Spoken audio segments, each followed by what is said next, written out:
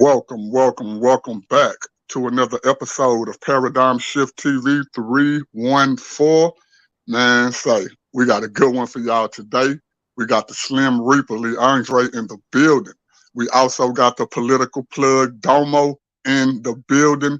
Just based off of those two names, y'all should already know that it's gonna be a good one for y'all today, man. Today, we're gonna be talking about politics. And while we talk about these politics of today, these two brothers, give me 1 second, sir. I apologize for that. Okay. We're going to be talking about the politics of black folks. We have black conservatism versus black liberalism.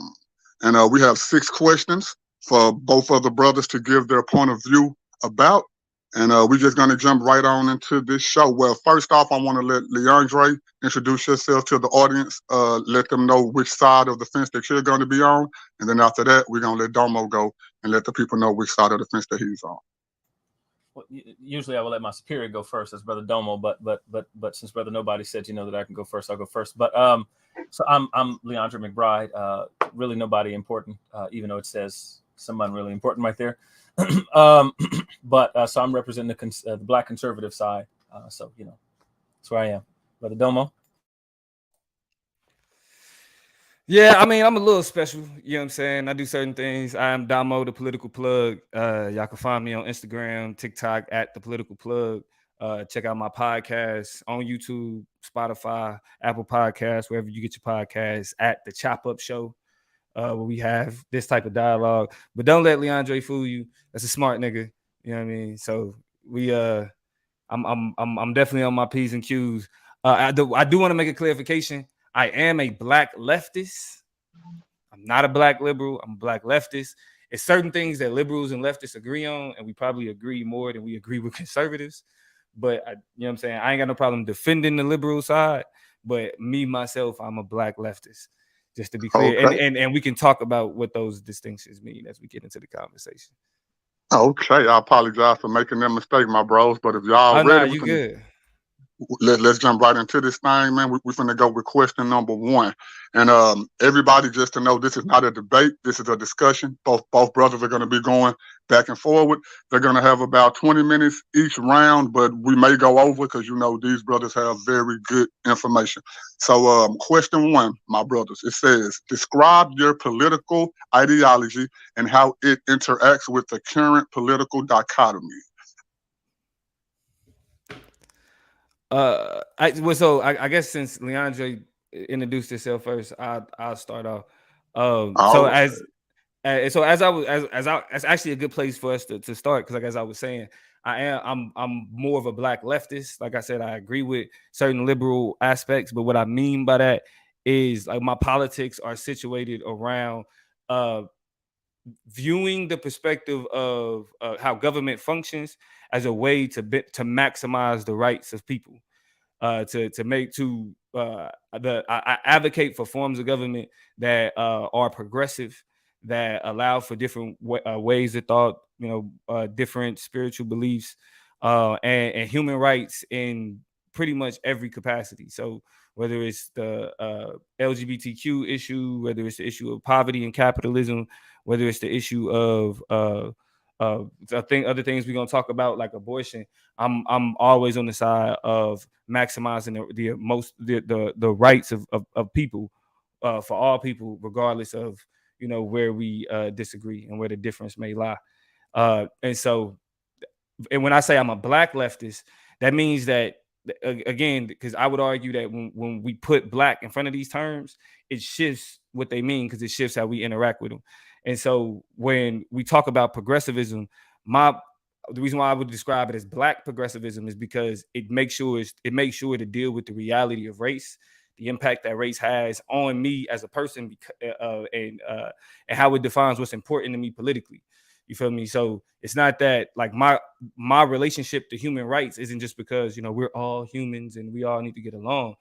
I take the standpoint I have on human rights because as black people in this country, and as a descendant of an enslaved African, of a colonial in the colonization of Africa, we as a people had to endure the worst of of greed.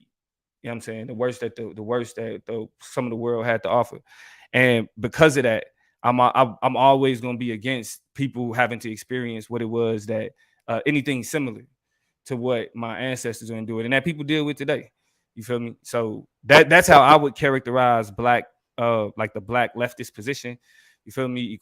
Equity for Black people, maximizing the human rights for people, and then I add what I put in there for myself is just autonomy for Black people to be able to be Black in the ways that we want to be Black and not defined by anything in particular. Yeah. So for me, I represent the Black conservative position. And when I say Black conservative, I guess what I would give a nod to many of the Black folks of the past who had more conservative ideologies, and where I think that's sort of common among the Black experience, where they're at least socially conservative, even if they don't recognize that they might have lots of similarities with political conservatism. But in the respect that I believe that there are some absolute truths that I adhere to. Natural law theory means that I can hold to consistent theories and notions of justice, rightness, wrongness of particular actions. I think that gives me a particular framework to evaluating issues of the past, present, and even making future forecasts about the rightness or wrongness of particular actions, because I hold to particular absolutes. I think that the conservative approach can be seen today in many areas where Domo and I, some of the stuff that Brother Domo and I were going to get into, as it relates to things like whether it be religion, abortion, affirmative action, that sort of thing, where there are certain particular absolute truths that govern how we should view these things, and they sort of limit the available answers to particular questions. Basically, one of the things that that conservatism as a whole gives a nod to is that power for us is a zero-sum game, and giving power to any particular group of people, whether it be government or the people themselves, means that it necessitates that power is pulled from some other place. And so the conservative approach generally sort of believes that majority power, that it's some of the stuff like Domo, where the government is supposed to act in such a way that maximizes certain rights. But the conservative approach likewise states that, and I think rightfully, that giving the government power in certain areas means that it diminishes rights in other particular areas. And so I have a sort of Platonic and Aristotelian view of power in that respect, and I typically view I typically think that that what happens is that communities have particular values that ought to be built up, and that those things are useful for building up an entire community. And so need to be good, objective values applied to particular communities in order to churn out good citizens. And many of these things are objective. And so you can see a lot of conservatism, I think, of today when people try to do things like define man and woman, and wanting to use an objective standard for doing so. And so the conservative approach would say that there's a such thing as a man and a woman. These are meaningful distinctions, not ones that you can sort of go fluid in between these sorts of things. So that's, I guess, how it relates to the current political dichotomy. And so I think that you can see those two opposing views, what I would call a more progressive view of even things like race, gender, and that sort of stuff, where these have a more concrete foundation that's more absolute. Hopefully, I answered the question. No, I guess the only thing that I would add is that I guess the way that where I would fall on like when I say the political dichotomy, it's like the liberal conservative like framework. I would fall more on the liberal side. I do end up more so supporting more liberal politicians. I try to go. I prefer my politicians on the left, But I think one thing that I think is funny is that the politicians that get called the extreme left politicians are far from it.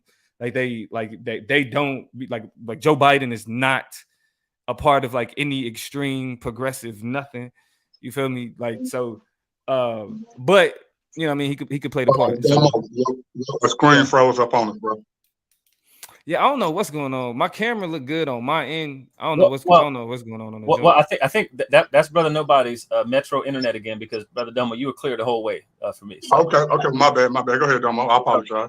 Okay.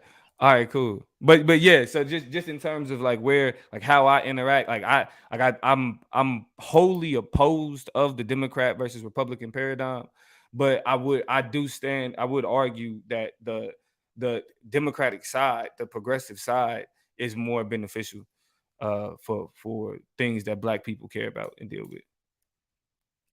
So I would say I'm not a Democrat, but I don't run from Democrat smoke. I say that.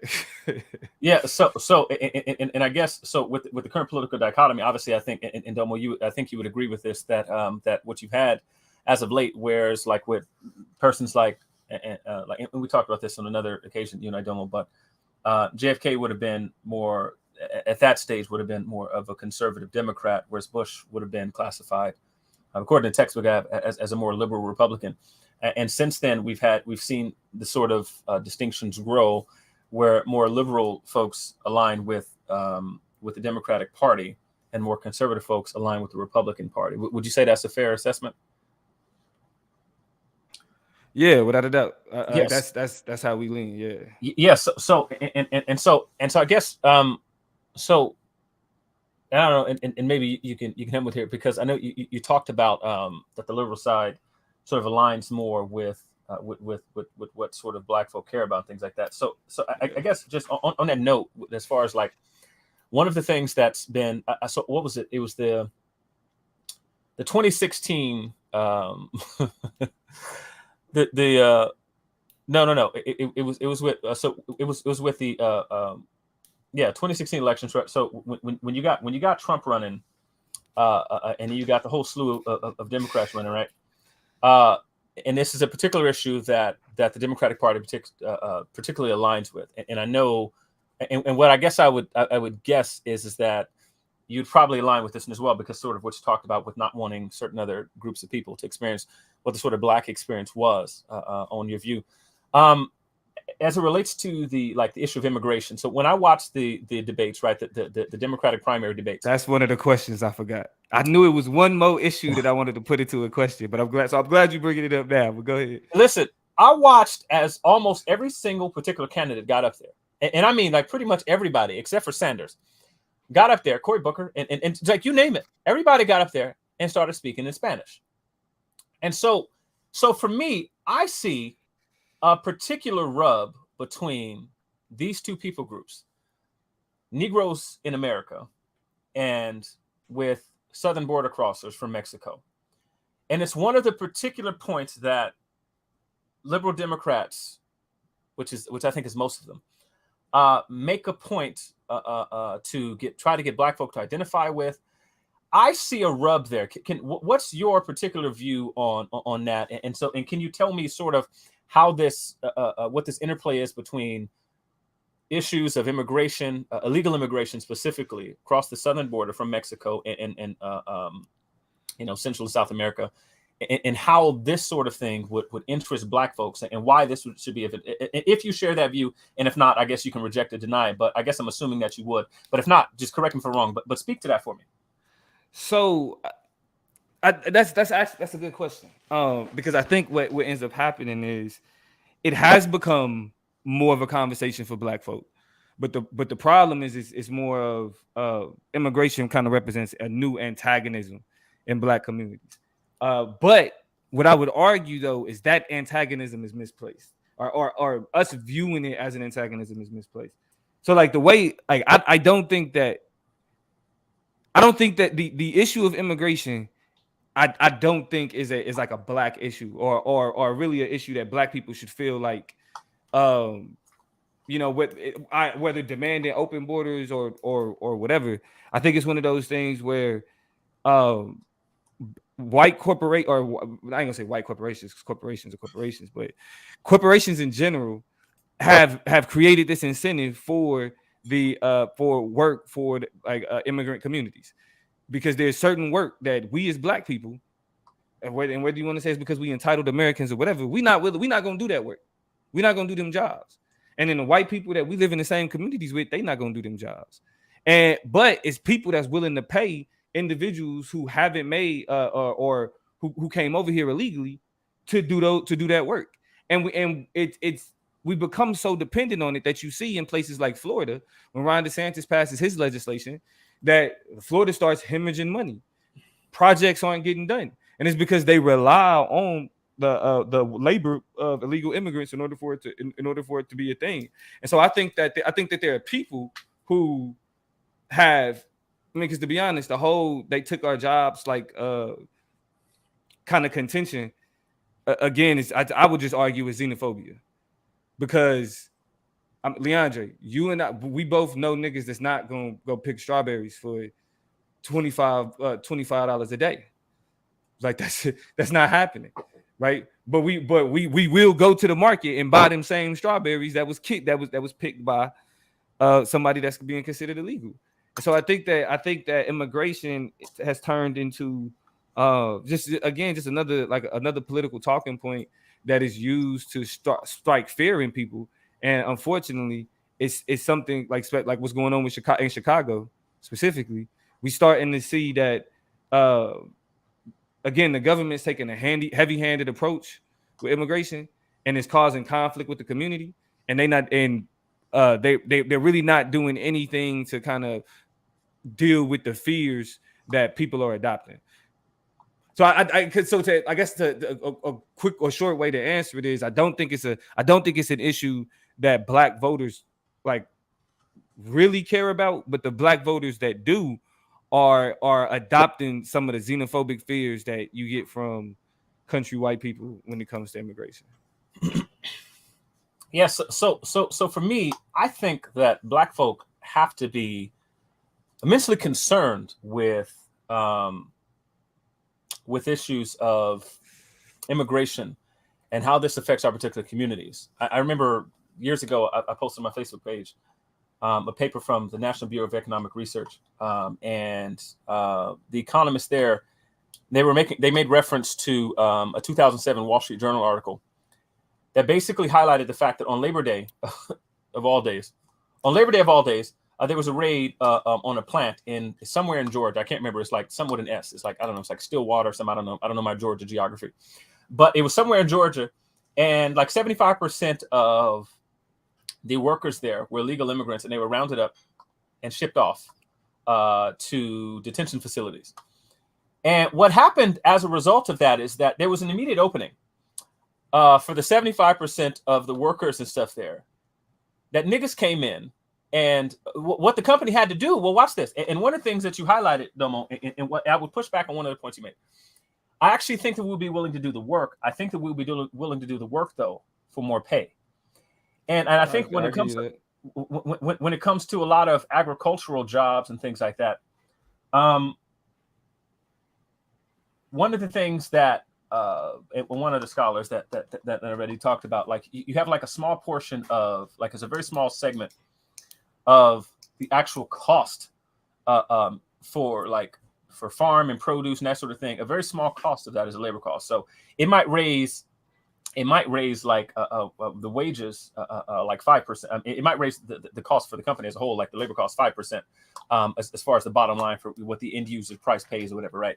So I think that like that's a particular one that I think black folk need to be paying attention to, because and one of the things that the paper highlighted on NBER was the fact that you have that niggas, black folks in the community, right? Like the ones who are in the inner city communities end up experiencing higher levels of incarceration that they experience because they're sitting idle, that they experience lower levels of education because the more of these folks who have intended to come here and the more who are coming here because they know there's jobs. Now, and I think that in Domo, and you might make the point, and others have, I wrote a paper about it, like, you know, in school, we really disrupted the economy of Mexico and like Central and South America with NAFTA and other North American trade agreements.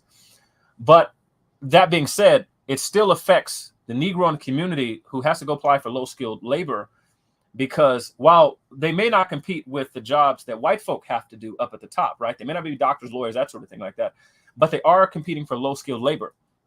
And so like with the factory in Georgia over there, the company immediately, because they saw an immediate shortage and people were afraid to come apply because they were legal immigrants, they actually saw the wages increase at that one particular factory by $1 to $2 an hour.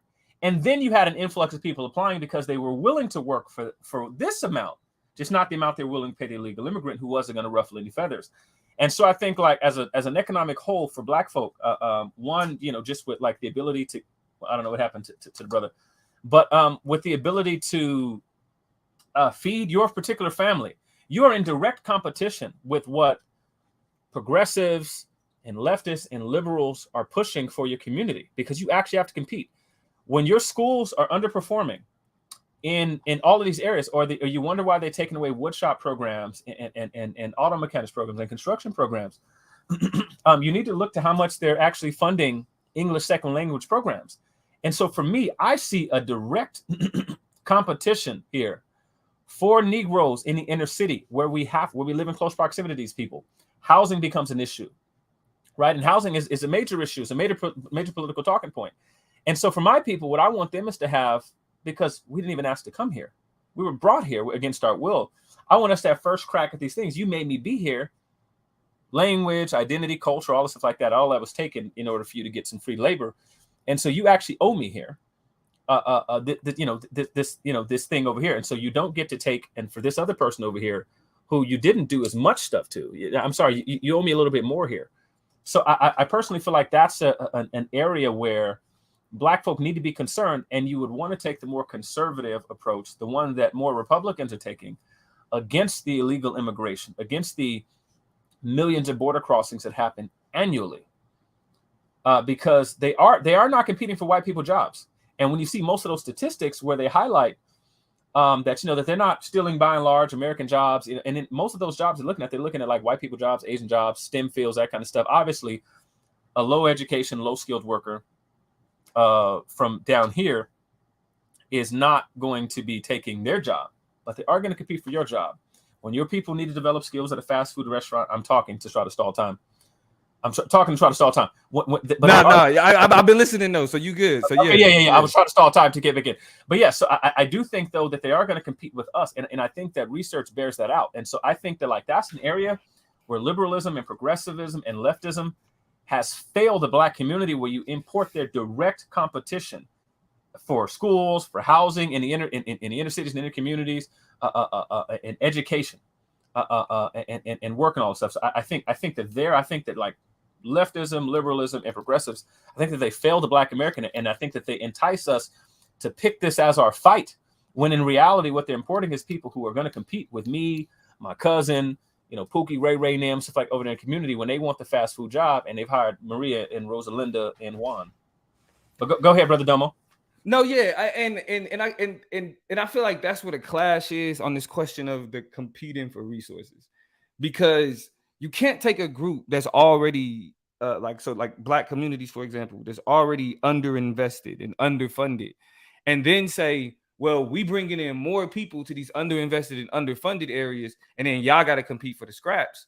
And the people that and we're arguing that, well, the people that they bringing in is the problem, because I think what ends up happening is it's where this is where capitalism kind of creates these.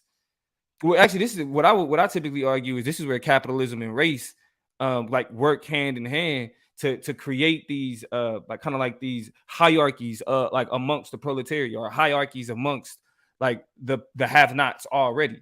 And so like when I'm asking when you ask poor white people, or if I was to ask who do poor white people have more in common with, rich white people or poor Black people, most people would assume that they got more in common with. There are people who would assume that they have more in common with rich white people because they're also white, when the lived experience of poverty is more of a relation to a whole bunch of white people than a whole bunch of Black people. But our issue our issue as an impoverished people, as a people that lack resources, like white people look at poor black people as a problem. Like y'all are the reason why, and y'all are getting in the way of, and y'all are messing up our, you know what I'm saying, our community. Even though you look at the company that this white man that works for, he's being underpaid. They fucking him on this pension. You feel me? Like they fucking him on. They got crazy vacation policies, being treated like shit by the company. But the issue that they have is with the black people that work for the company, or the black people in the community. And that and I think that's what happens when we then, as black people, look at a alien or an immigrant population and then say, well, you're my competition, and it's already not a lot. Our issue should be with the fact that it's already not a lot. Like, because I believe that there should be investment and resources for people who come over here to take advantage of the opportunities that we claim to be about and that we claim to have. We're the best and the greatest nation in the world. We have all the best people. You feel me? We have all these great things, and we've been like literally the whole the mantra has been about, you know, creating opportunity for more people, and or people coming to America to take advantage of the opportunity that's here. And then all of us, but now that we're in this more in like a for real, because I don't even want to call it a melting pot, because I will argue that we still hella segregated. But it's all of these different communities that are represented now in America. And then even people who represent ethnic communities is turning around and saying like, but I got a problem with immigration. That don't like to me that problem. If it was centered around, like, say, all right, they coming over here being violent, and and that kind of bore itself out, right? That's a xenophobic fear. That's more so situated in a pathology created around immigrant populations, as opposed to the reality of how those people operate. Then there's this conversation, but then it goes to whether it's this economic situation, and that's coming from the same xenophobic fear. Our issue should be about getting resources for black people and making sure other impoverished populations actually also get resources. You feel me? And again, you know, that sounds like, I know for conservatism, that sounds like a utopia. You feel me? That like many people get resources. You already know the word I was going to say. Because you already know the word I was going to say. Go ahead, Domo, because I was going to say the exact word, but go ahead. I'm asking anyway, but go ahead, bro. No, yeah, I know, because it sounds like wait, what? Like everybody getting resources? Yes, you feel me? Because we can't say that or we can't look at our economic situation and see how like money and resources and opportunity is so top heavy, and the people at the bottom really don't get access to as much, right? I mean, because like I'm sure you know, like where you're born, like the area that you're born in plays the largest role of, you know, how you end up in the future and the opportunities that most people end up with. And so it's like, if the issue is that, well, black people already don't have a lot and it's more people coming into the places that we are, then we need to have more. These environments need to have more value. These homes need to have more value. These communities need to have more value. And the institutions, the financial institutions that rob us of that value, that's who need to be called into question. And because the last thing I say before you get it is, just like you said, it's black people that'll be willing to do those jobs if they pay more. The problem is getting them to pay more. Putting corporations in a position to or finding ways to incentivize corporations to pay people a living wage. Federal minimum wage is still $7 freaking. So, I know you got a lot to say to that. Yeah, so I don't even think I need to ask you a question. Yeah, go ahead. So I guess I have questions for you, actually, because I think that there are some issues with some presuppositions that you have there, and so one, and so I have three. So I guess I have three questions. One, what is your understanding of the Pareto principle as it relates to smaller amounts of people, like a small amount of people within a group being representative of, like a larger sum of whatever the activity is? So this could be like people who have wealth, and so that's not going to be spread evenly, but just like one of the principles of life, the Pareto principle seems to be the case. And I don't care if you're talking about crime, you talk about money, resources, Jews in a particular community who have wealth, Negroes in an inner city who have the most bodies, whatever it is. The Pareto principle to me seems to be a principle of life. So one, what's your sort of perspective on the Pareto principle? Two, one of the problems that I see that I think is my understanding of economics is that economics is about the idea of scarcity. And so for me, I would classify your sort of view as utopian, as you rightfully predicted, because when you talk about there being just enough resources, I guess I wonder, are there infinite many resources? I think that, like, when I think about, like, I don't know, like tomorrow, how many millions or so people are going to be born? Yeah. And in most places, births are going to outweigh deaths, which is why population continues to grow. We're going to be 8 point some odd billion, in the next few years. I think America went from like 1.7 billion, 170 million, to like 360 million in people in like 60 years. And so it's like most of the time births outweigh deaths. And so for me, what that says is that whatever amount of resources that there were, if they didn't keep up with population growth or like double or triple, like, or whatever it is, then you're going to have, and even if they did, you're going to have scarcity of resources. Any one person who gets 2 of anything has now, that you're going to have scarcity. Economics to me, and so we're talking about whatever resource, things like that this is about scarcity, and it's about how to best do with a finite amount of resources. I guess I'm wondering if you think there's infinite resources, a finite amount of resources, and if there's finite, how that sort of plays. And I guess the third topic. So first Pareto, second scarcity, and then third about this idea of abundance. And so talking about particular communities and everyone's exactly. So those are my three things that sort of, just as you're talking, I'm sort of having an issue with. But so maybe you could explain those to me in your perspective. So first, addressing the Pareto principle in terms of like essentially having haves and have-nots, right? And in a vacuum, I think we could I think we could say like that makes sense, right? Like if just on the principle alone, we can say that it makes sense. But then when we look at when we look at the society that we exist in, then we kind of start to have to break down how things end up the way that they are. Like inequality is manufactured. It's not a thing that it just so happens that more people have, because that may be true in certain circumstances. But that again, I guess I would go far as to say that if inequality didn't have a face, if it didn't have a color, if it didn't look a particular way, right? If a people that looked one way didn't have it all, and we looked to like it was just like a group, and it for any other reason, like maybe it was like the engineers or the doctors or whatever group kind of had the most, right? Then it'll be like, okay, we can start to look at it from a more objective standpoint. But when we look at inequality in the United States and see that it has a particular color and is manufactured in a particular way, then and that's when we start to have to push back against just the principle in and of itself. And now it does become more of a subjective, personal thing, and not necessarily just an objective observation. Because it's somebody who comes from the have-nots, you feel me? It's more difficult for me to look at that the principle itself and be okay with just being the have-nots, because that's just like a possibility of how things break down.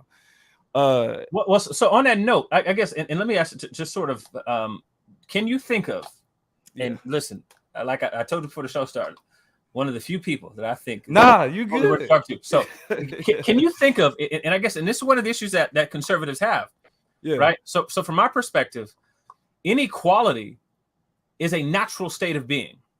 That is the way of nature, that things are distributed in an unequal fashion.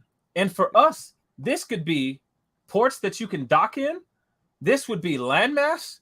This would be height, skin color, all of those things, melanin level, things like that. And so for me, I wave a big red flag that says BS whenever it's sort of assumed that that equality is even a feasible sort of aim.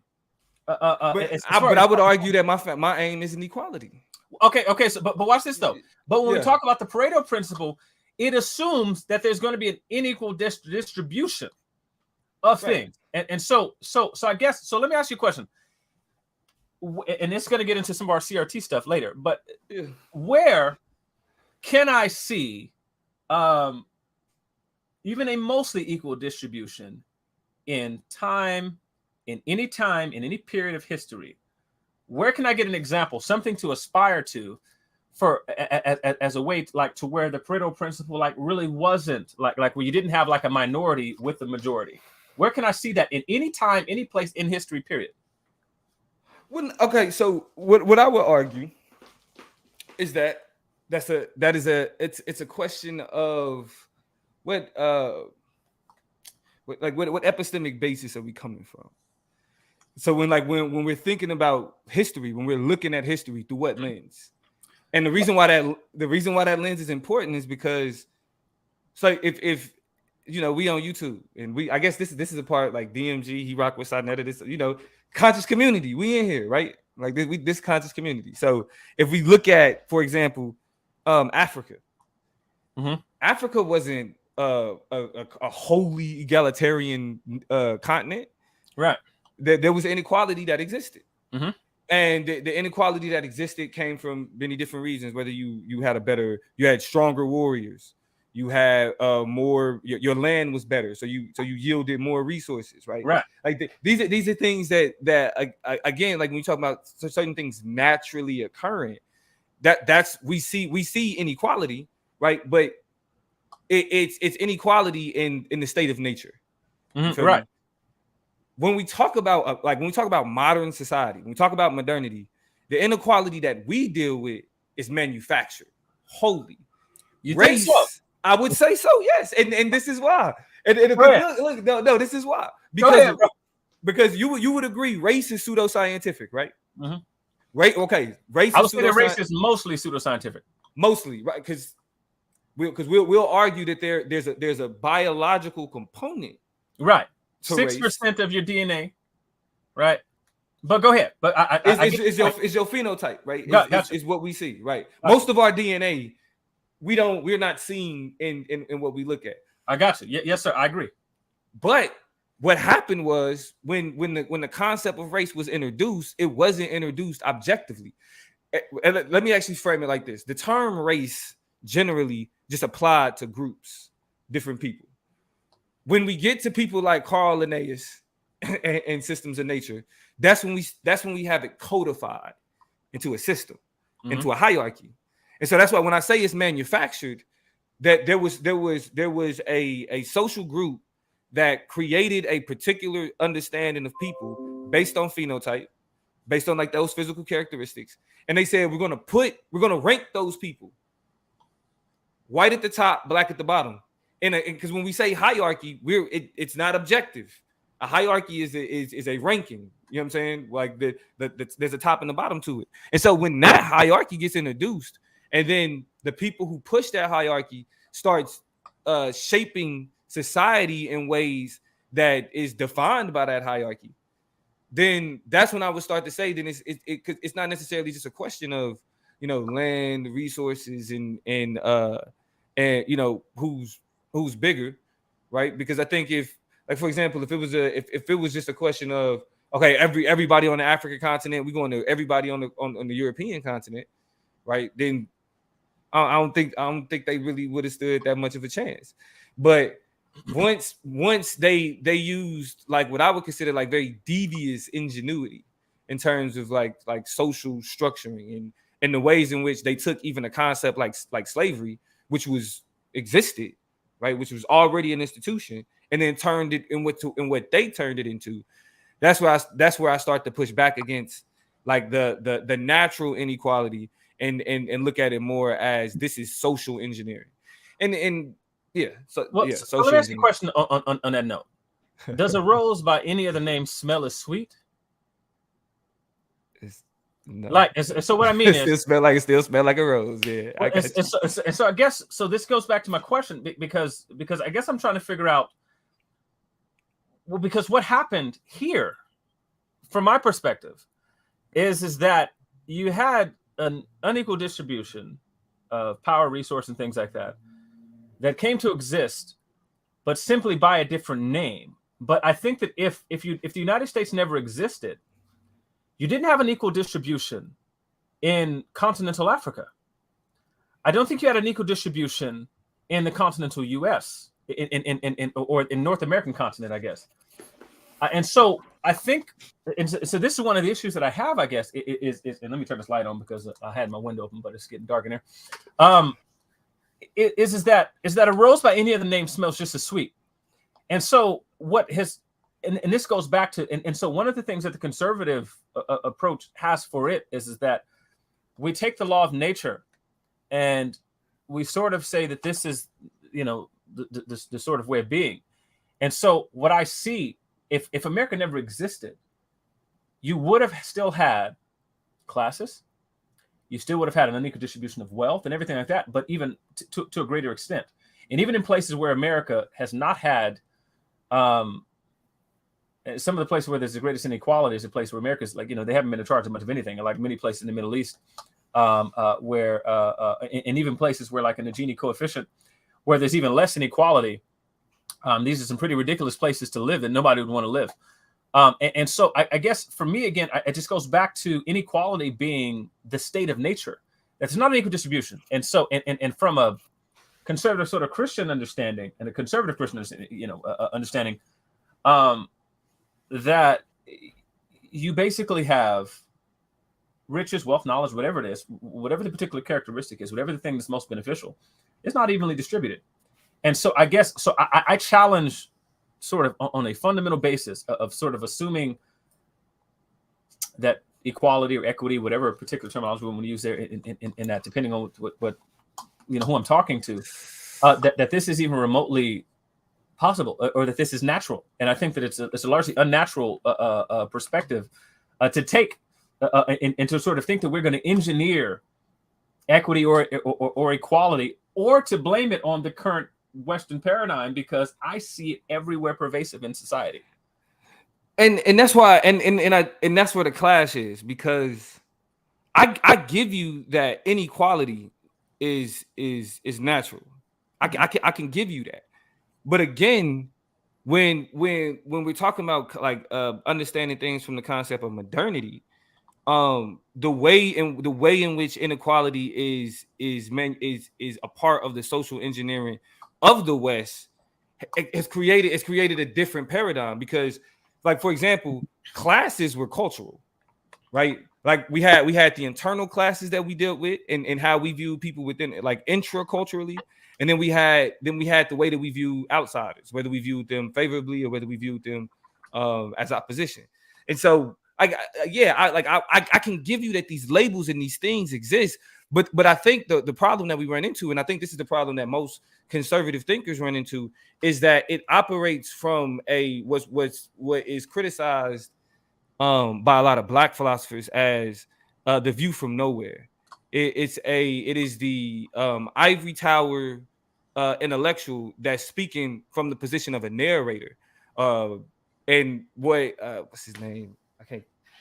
I can't think of his name right now, the philosopher's name, but what he talks about specifically in some of the failures in white philosophy, and I say white philosophy, and I just want to be clear about this, like, this is not to say that when we speak of philosophy that it's wholly a white thing, or that any philosophers that Leondre uses or that I use myself, that, like, because they're white, what they're saying is invalid.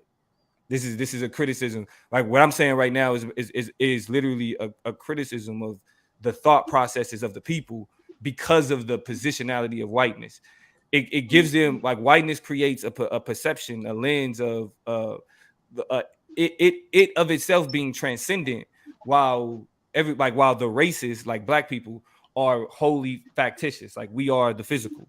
So the narrators, the people who look at the world and say, oh, inequality happens this way, and it's just like this natural thing that occurs, it's easier said from the perspective of someone who's looking down on how inequality is being manufactured.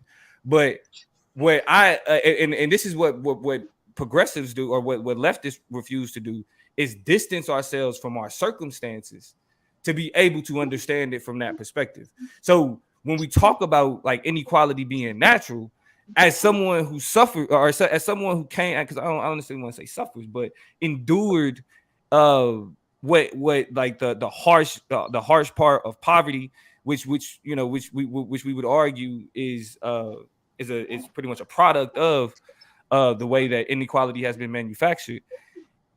I can't, even if inequality is natural and we see it throughout nature, in this society, in modernity, as somebody who's operating from this kind of more this philosophical standpoint, if I bring my personal experience to it, I have to criticize the idea that because inequality is natural, that then I shouldn't be critical of how it functions and how it impacts me as a person, and we shouldn't do things to push back against it. Because then I'll say this, and I want to know what you think about the difference between equity and equality, because what I will argue is that equality from the standpoint, like, and I mostly speak from a government standpoint, equality like legally has been achieved.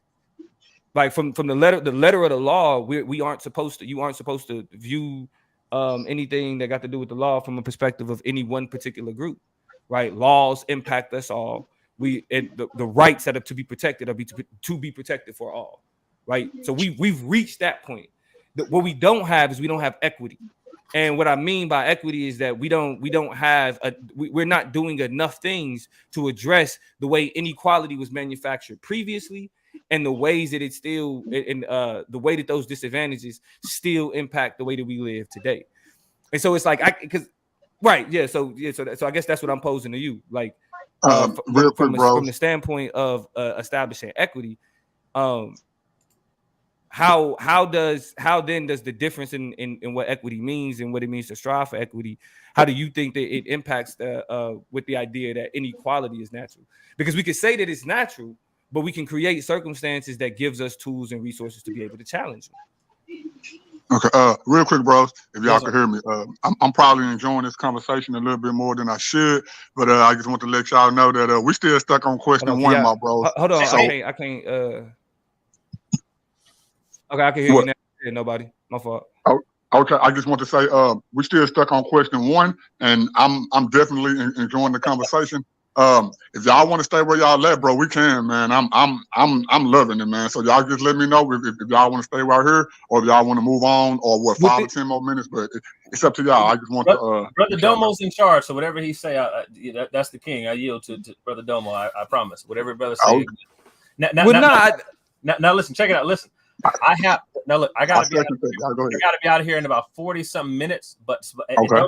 Brother Domo, listen, check it, brother. Listen, the most prolific, the most scholarly, the most reasoned, the most educated brother that I've got to sit on a live discussion with like this is you. So listen, and we're definitely going to part 2 this, because I don't think we'll get through all the questions. But I'm enjoying this so much because finally, and I'm gonna say this out loud.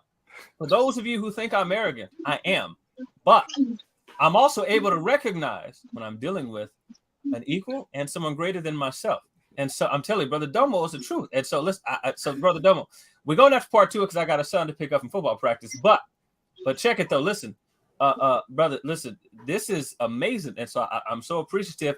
Thank you for sharing the stage with me, for thinking I was even worth talking to, bro. But listen, but Brother Domo, whatever you say, if we sticking on this topic, we're gonna do it. If you I got it, Leondre. Let's do it like this, man. We can turn this to a series. I know Domo presented 6 questions. We haven't got past 1. We can just let the first question end it on that, and we can do question 2 on the next one, and 3, you know what I'm saying, and just keep it going, bro. I think I'm enjoying this way too much myself. So, well, actually, I think this would be a good segue for us to talk about CRT though. Okay. Yeah. Go ahead, Domo. Well, no. So nobody. You can go ahead and pose the question. I answered the first question first. So Leondre, you can get on the second question. So you can go ahead and get that cracking. So the second question is what is your stance on the critical race theory, and why do you hold that position, bro? Yeah, so once I guess I would say that and Brother Domo will correct me if he believes I'm in error. I guess I'm moving from one of my law school textbooks, jurisprudence theory in context. Specific definition here, Leo Strauss, and several other books on political theory by Andrew Haywood. It's about 7 different books that I've had to read educationally on critical race theory. So I guess I would say that critical race theory has 3 basic components, just to sort of define what it is, and Brother Domo will respond. There's at least, I think, 3 facets. One is the prevalence of racism in nearly, if not all, facets of society. 2, one of the threads in the Crimson Cord is that you don't find concepts that are actually neutral, that they're allegedly neutral, but they work to sustain racism even if they purport to serve a minority interest. And then 3, let me see, as a matter of fact, that you need to that different particular races have different perspectives and views and different sort of experiences that you need to make room and allow for, that are not represented in sort of the sort of larger, whether scholarly or legal, whatever the particular school of thought is that you're going with, that are not represented there, that this you need to make room for. The last one is I guess is where there's more, where there's less sort of continuity.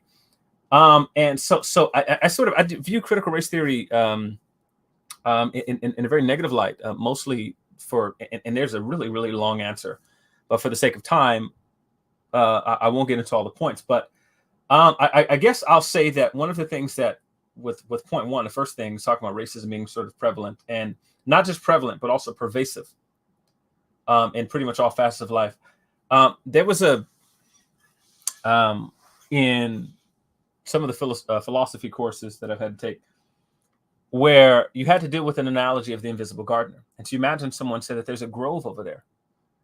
And the reason that the flowers grow and that the trees grow and all these things happen there in that particular grove, the grass is green, the birds are chirping, is because there's a gardener who comes in every day and he feeds the birds, he waters the grass, he waters the trees, he trims those trees, he plucks flowers, he prunes them and that sort of thing like that. And you start asking for evidence that there's such a garden exists, and you set up, let's say you set up a camp somewhere, and you start viewing the garden that you're far off, and you and his partner, you have binoculars, and you view in this garden, and you're waiting for evidence of the gardener to ever show up.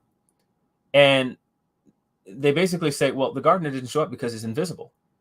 And then so on and so forth. You go down this list of 50,000 qualifications that are now given as to why you can never see this gardener show up over there. Critical race theory basically paints racism as the invisible gardener there, who you can't see his hand, you can't see him present,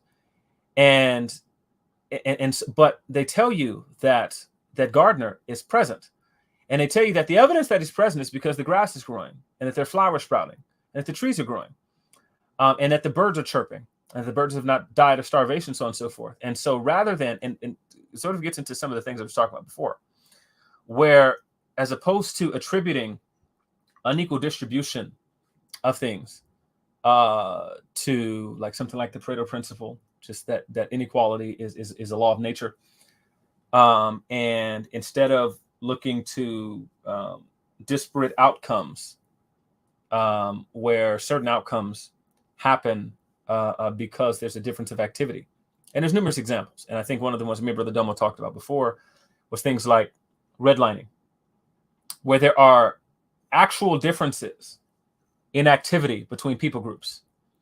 The only thing measured is the result of those particular groups. And to give an example of redlining, that Brother Domo and I didn't go into last time. So a critical race theorist would basically view the disparate outcomes, and again, because they're measuring outcomes largely, a sort of equitable position. What's the starting line look like? I'm sorry, what's the finish line look like? That the reason that there are differences between Group A and Group B are because of racism. Whereas, so myself, from a sort of classical American jurisprudential sort of background, a law and economics background, as a sort of secondary position, would say is I would wonder if they behave the same in those particular things, so we can judge a different outcome. So with taking redlining as an example, Critical race theory would basically just explain the disparate outcomes as being the result of racism. And even if they had achieved something similar, they would say, hey, even if they sought to serve a particular outcome, that that they had essentially served served whatever interest of the dominant racial class. And I would reject that view because I'm going to look at the outcomes, and so I guess I'm going to wonder, for me, on the sort of first on that level of analysis, for the redlining stat and the only reason I'm using this, and Brother Domo, forgive me, is because we talked about this before. Some of the redlining studies, like one of the ones from St. Louis Fed, showed that Negroes, by and large, went for multifamily properties more than they did single home properties. Multifamily properties are far more risky for a lender. St. Louis Fed brought this out. I'm showing that they were applying for different types of loans, not just in the same amount, but different types of loans, single family versus multifamily properties. One of those has inherently more risk.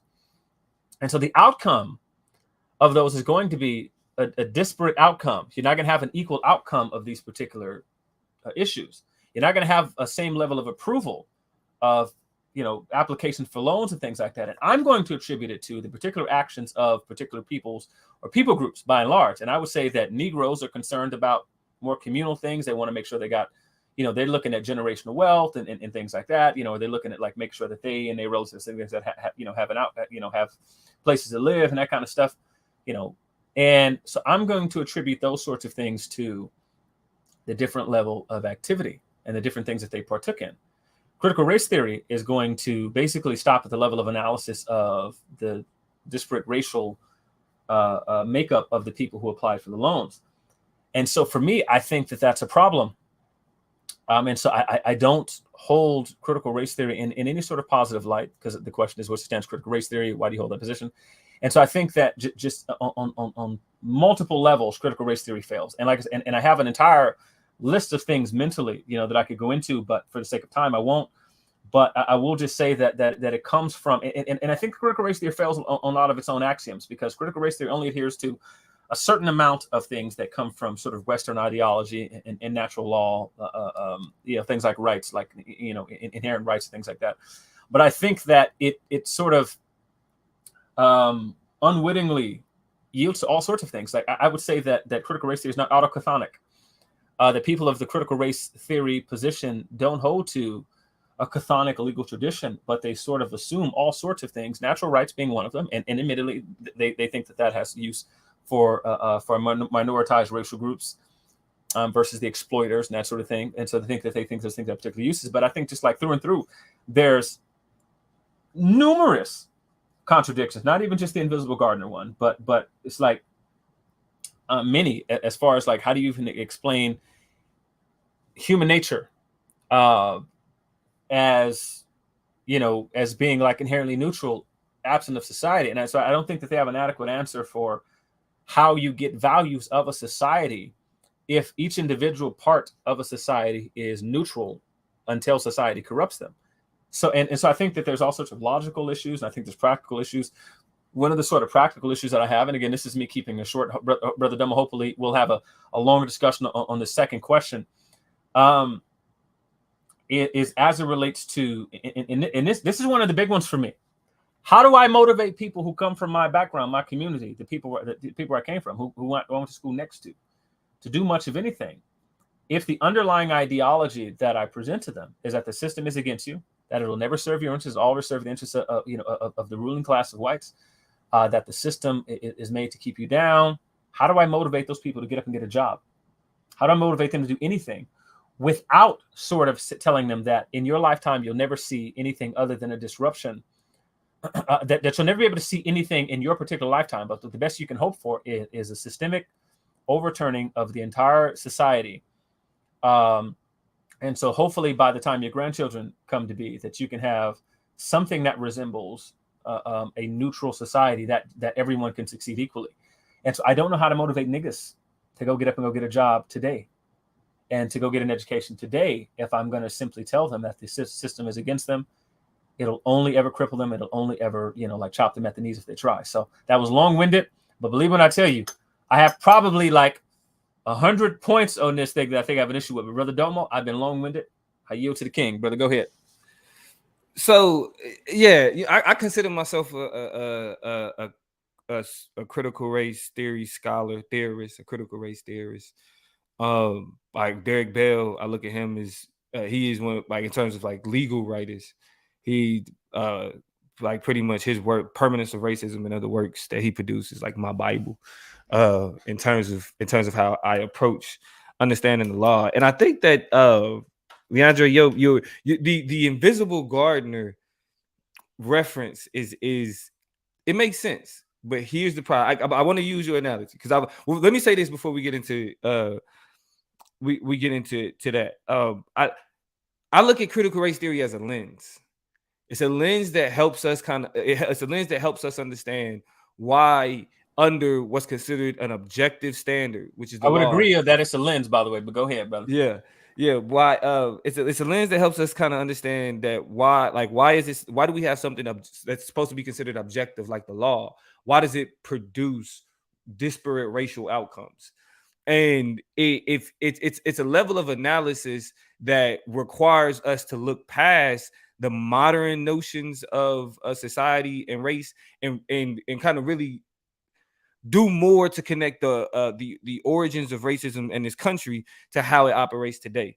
And so if we the only thing I'll add to what Leondre was saying about the tenets of critical race theory is like specifically because again he was right. He said that critical race theory believes that racism is not an aberration. It's not a deviation.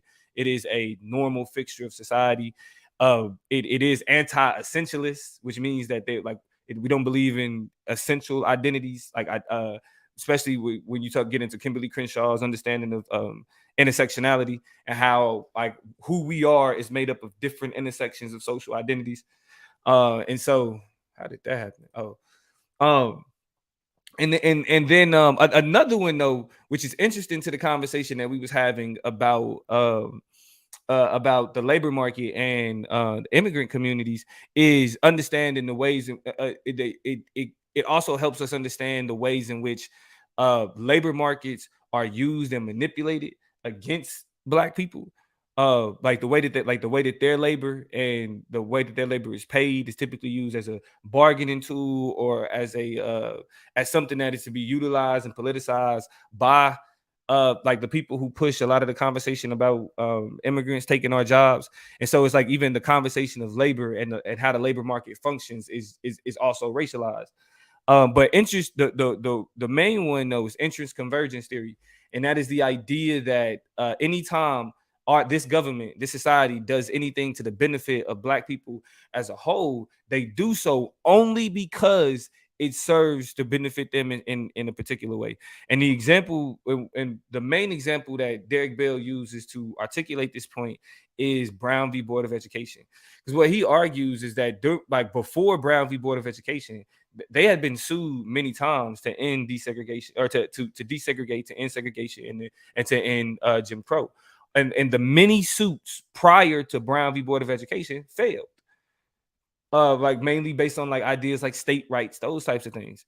The uniqueness that Derek Bell argues was associated with the Brown v. Board of Education is the time period. What was going on during Brown v. Board of Education, and that we were dealing with foreign hostilities. Like what we saw like in Russia, we was dealing with a Cold War, and the United States wanted to position and posit itself as one that is for the freedom of people, while Russia's the evil communists who stomp on the rights of those people. What the United States recognized though is that it can't be a beacon for rights while at the same time saying, hey, segregation, right? Separate but equal. You feel me? Which around the world, the United States had already been criticized on how it treated its Black citizens.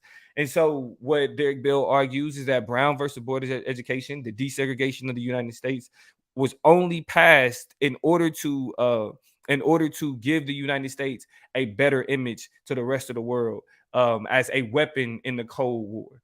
Right? It wasn't because they actually wanted to get Black kids access to better schooling, and it wasn't because of the data that was presented during the case that talked about how there were motivation deficits and self-esteem issues that was created from segregated schools. even though that information was prevalent and was made available at that time, it was primarily because the United States could not operate under Jim Crow while at the same time claiming to be a beacon for the rest of the world. And so with that lens, I want to address the invisible gardener argument, because the thing about this garden, and let's label this garden as racism. The thing about this garden is that or racism in our society is that we saw the gardener. We know he was there.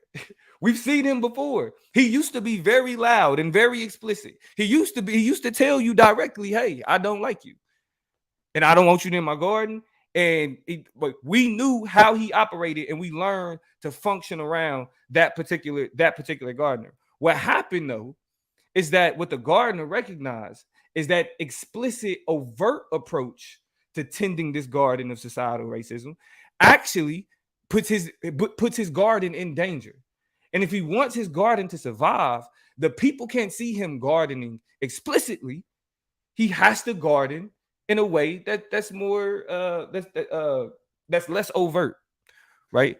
And so what we're describing is if we looked at our society and it didn't have the history that we know it had, then maybe we could say that these outcomes are purely related to individual activity. But when you look at examples of different individual activity, but the same people are getting the same outcome, and you see difference in individual activity, and one particular group is getting a better outcome, then we have to question. Yeah, the farmer ain't as overt as he used to be, but damn it, I know he's still here. He's still. I'm seeing what he farmed back then. I'm seeing those same vegetables and fruits now. So we can't. There's no way that you can tell me that the farmer is gone when we saw him produce fruits. It's what we're looking at now, and even though we don't see him, them same fruits are still being produced. And so what critical race theory does is it helps us understand that we can't move through the law the same way that we would the way that we would look at it generally. Like we can look at the data that shows that, for example, white judges are more likely to give black defendants more time and heavier penalties than black judges. And it would be better if it wasn't as explicit like that and people still not be confused. But because society says no, we got rid of racism. No, that's not what it is no more. Then we end up buying into that, not interrogating like what's actually happened, the real circumstances. And so one of my favorite philosophers, George Yancey, he talks about when he what he says is the most insidious thing about whiteness is its fluidity, is its ability to look at you and say, yes, Black Lives Matter, but still produce outcomes that are detrimental to black people. Because what I would argue is that CRT agrees with the characterization that black conservatives have of the white Democrat. That's a place where there ain't gonna be no static, because we're both looking at this person that says they care about things that black people care about, but we can still see disparate outcomes as it relates to black communities and white communities. A lot of the beef that most black people have with Democrats is like, yo, you say different things, your conversation is different, but the outcome ain't really matching the conversation.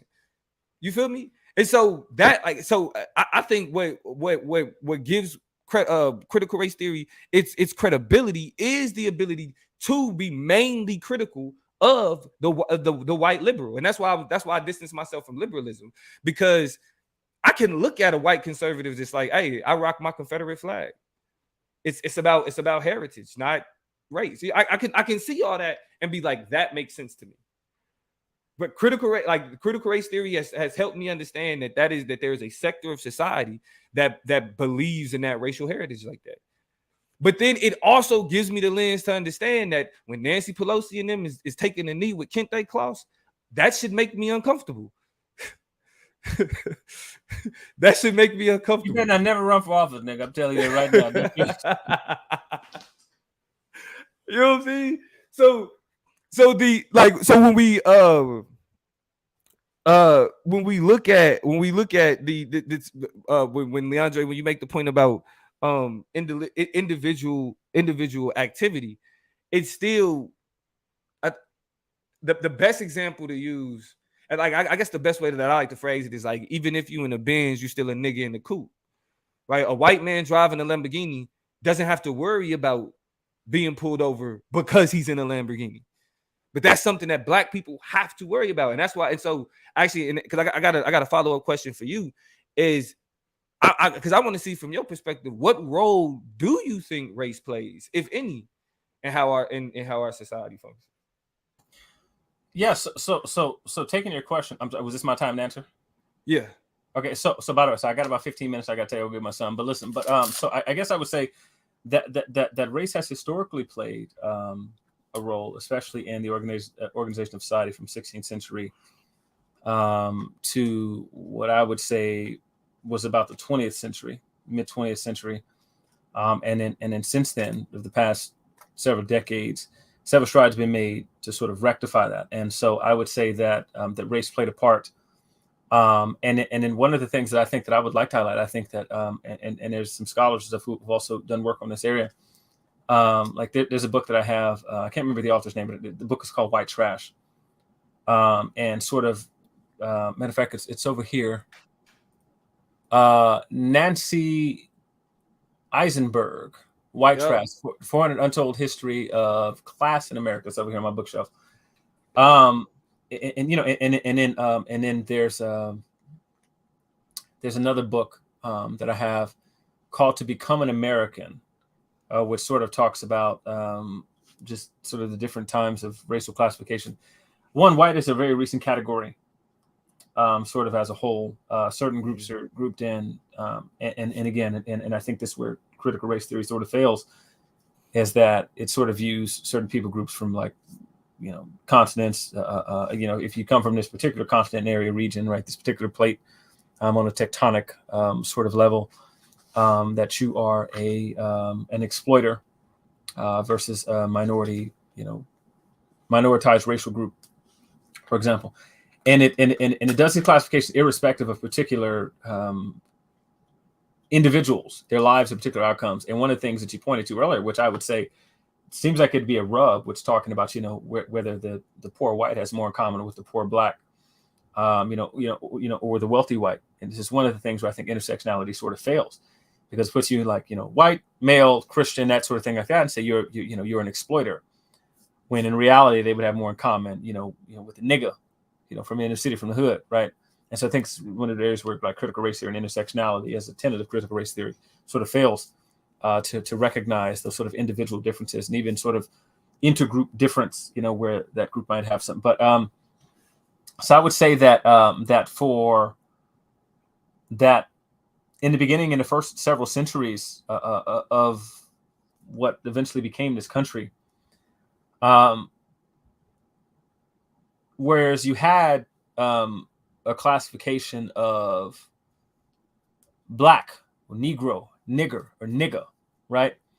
Negre, yeah, Negri, any of those Latin cognates, So it was one of the only like sort of existing classifications, and I think that, and it's one of the things that that To Become an American book is, which it was in a philosophy of language class, talking about sort of the sort of language that was used to classify a certain person as American, as sort of ideology about about becoming American. Most of the groups and stuff that we would identify as white today, and we would identify as benefactors on a critical race theory sort of lens because of the continent in which they came from, were not benefactors and things like that. Like the Italians weren't considered white until the late 1960s. But today, the Irish, yes. So the Irish, the Scottish, the Italians, and that sort of thing like that, right? And so, in a the niggas of Europe, as they were called, exactly. And then one of the groups we talked about before, which were the Mexicans. According to the Dillingham Commission, Mexicans were considered white, and they're considered white because historically these are largely Spaniards from Spain, and because they idea. And Domo, because I'm talking to somebody who knows what he's talking about, So with the Dillingham report and things like that, right? So these people who came here were considered to be white enough. So they were white in most instances, and so they were preferred to Slavic races and things like that, they're preferred to lots of other particular groups of people that we might identify as white. And so like we have a different racial category now. And it's where I think, again, critical race theory sort of fails. And this is one of the failures right here, because it fails to sort of nuance the conversation as it relates to particular people groups who, like the Mexican Americans, were far greater benefactors of North American free trade agreement and that kind of stuff, right? And sort of importing people for jobs and stuff.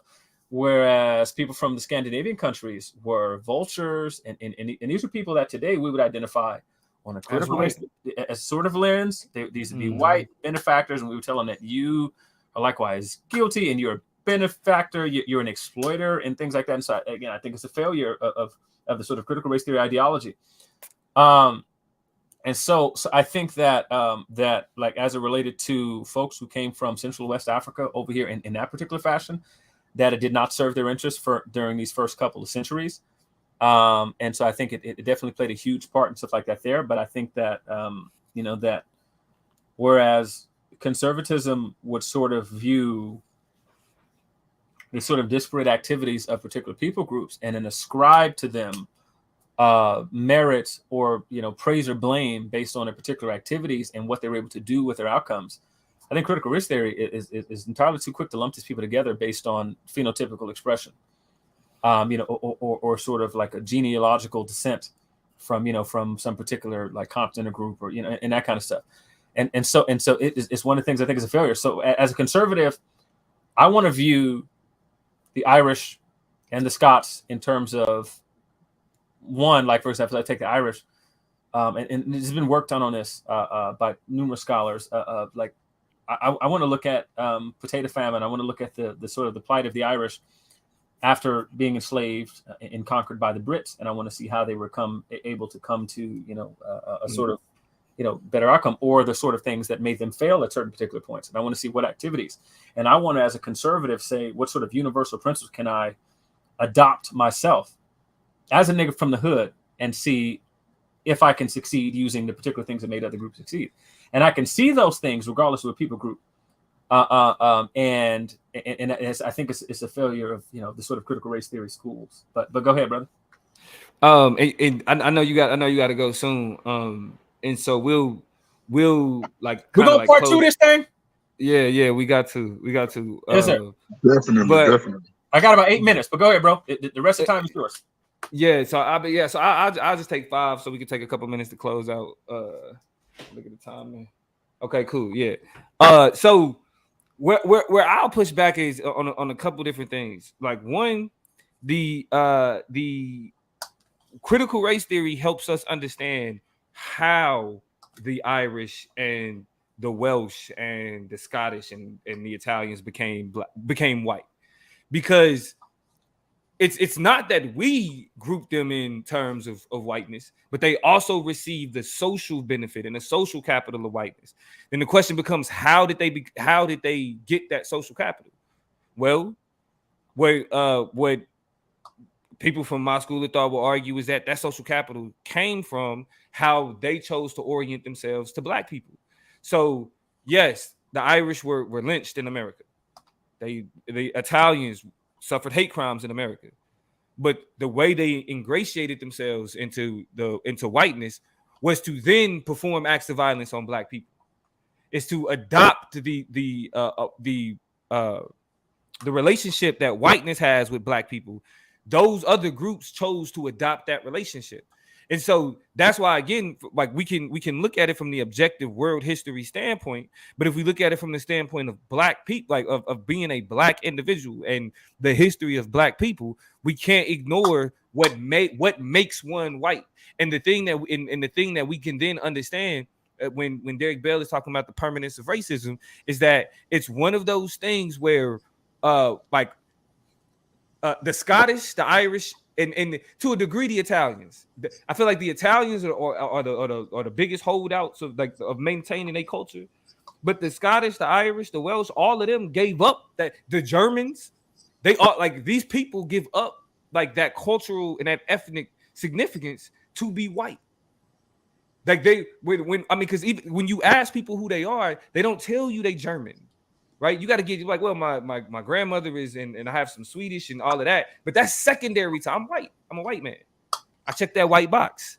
That's secondary when again I reference police because it helps us kind of understand how the law is racialized. When a cop is seeing an individual in the car, he don't care if they German, he don't care if they Italian, he don't care if they Polish, he don't care if they Swedish, they're white.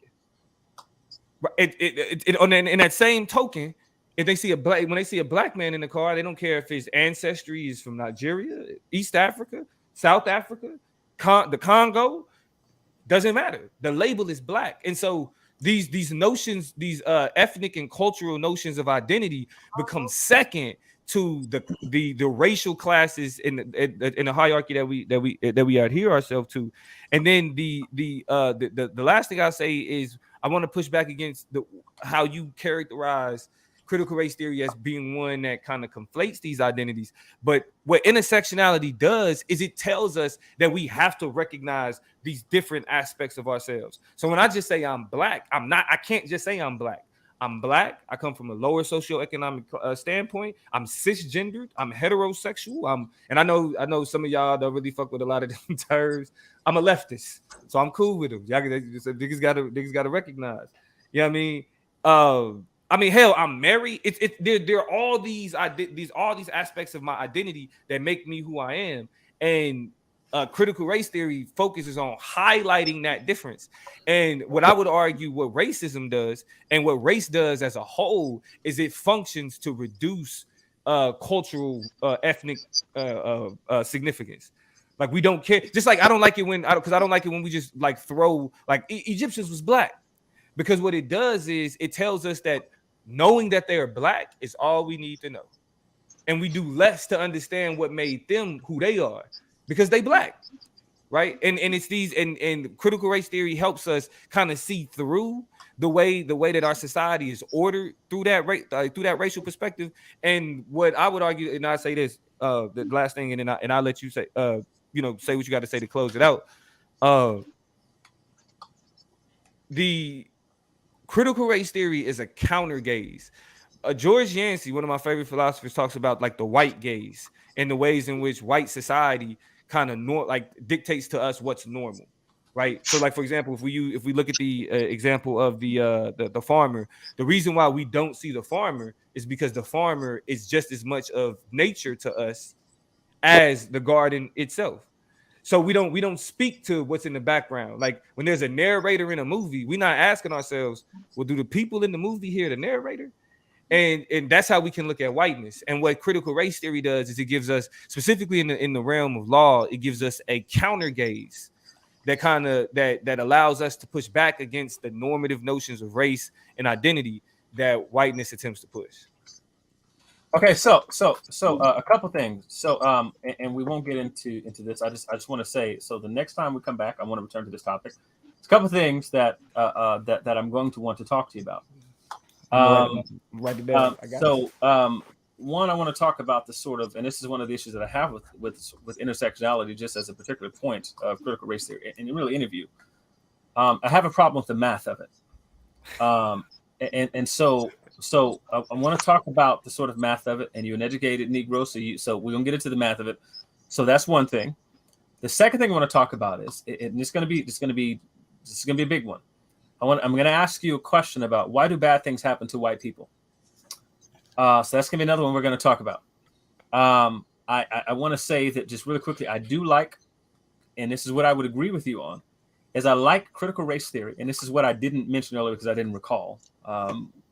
To remember to mention it, but I like understanding critical race theory as a philosophy, as a lens, or as a way of particularly gazing at the world. And I think this is important. I think it's an important point to mention that I'm going to want to talk about before in the future. I am going to want to talk more about this sort of gardener analogy, and I like that. I like the sort of interplay between these things. So I want to touch back on that. And then again, and I'm going to ask you again when we talk in the future about the practicality of critical race theory as a lens, as a way to gaze at the world, as a way to view the world, And so in that respect, I do want to talk about why this would be acceptable to give to your people, and how you believe that this can be motivating with the particular structure that we have of society today. Does this require, on Domo's view, a sort of, I don't know, and I don't even know what to call it, because I don't want to assume that it's not chthonic, but let's say it's not chthonic. Let's say it borrows from American ideas of nation state and that sort of thing like that. But does this require some sort of quasi-black nation, like with respect to critical race theory and that sort of thing like that? What's necessary to achieving success? And so in the future, I'm going to want to talk about that, when we sort of come back. But I got to go pick my son up. But so I'm just to sort of preface it. Those are the things that I've typed out here that I'm going to want to talk about in the future. And so hopefully when we circle back, we can talk about those issues. For sure. I got it written down too. So I'm gonna remember. I actually wrote down, how do you motivate people with CRT? And I meant to, it was supposed to be in one of my responses, so next time we'll get into it. Yes, sir. Man, I just want to say that I appreciate both of y'all brothers, man. People who know me know that I love listening to intellectual conversations, and I feel like tonight both of you brothers have laid down the blueprint that should be followed by everybody who, in the communities that we call ourselves to be a part of, or the communities that we attack here on social media. Both of y'all brothers are very intellectual, as we see. Nobody yelled at anybody, nobody got cussed out, nobody got frustrated. Like, y'all genuinely had a genuine intellectual conversation, man. I appreciate both of y'all brothers. The HNIC just stepped into the building, man. What's up, brother Pianki, bro? You got something to say? Leondre got to get out of here, though. Hey, I want everybody to take note on how narcissistic both me and Leondre is with this HNIC, and he calling himself someone really important. Well, so I thought he was talking about me. Which would indicate why me and him get along despite our vastly different philosophies. And just and like I'm not, a conservative. And I'm not worried about your little your little joint, because I told you none of these. Keep it on the intellect. Okay, my son can beat you up. But anyway, hey, I want to apologize to y'all. I was at 801 Chop House chilling with the queen. Nah, no apologies necessary. Salute to my queen. Happy anniversary again. But I didn't have a signal, so I didn't even know I sent that to the wrong email, Leondre. So I apologize. Nah, you good. You good. From what I heard, I only heard like 30, 40 minutes or so, but it was a dope conversation from the part I heard. I do got to get y'all for that follow-up, though, because my son got somebody up here who's aware of the things that he talks about, and that's my favorite thing. And so again, so this is, for all intents and purposes, a diss to the rest of you niggas who come here talking about stuff. I'm on the same shit though. Like I feel the same way. If y'all ain't doing nothing next Wednesday, look. Hey, listen. Nah, DMZ. They only got through two or six other questions. Is that right? My son texted me. I seen it when I came out the restaurant. He was like, "Daddy, I don't think they're gonna get through all the talking points," because I sent him the questions too. He was like, "I don't think they're gonna get to them." But yeah, I just wanted to thank y'all for doing this, man. And like I said, y'all see the difference. But this is what I'm saying. I'm gonna say this before I run and get myself. And then listen, and now I'm gonna let y'all close. But listen, this is what I mean, right? So listen, and people say I'm arrogant. I am, right? But listen, but it's an earned one, right? But this is what I mean when I say, right? So like, why are we allowing this Native American to say Negro and nigger and words like that, and talk about critical race theory? Because for those who don't know, this is a Native American, and I don't appreciate him using certain racial jargon. So, Hey, brother, I see you, and I don't appreciate it. I'm not trying to cancel you, but I may be trying to cancel you.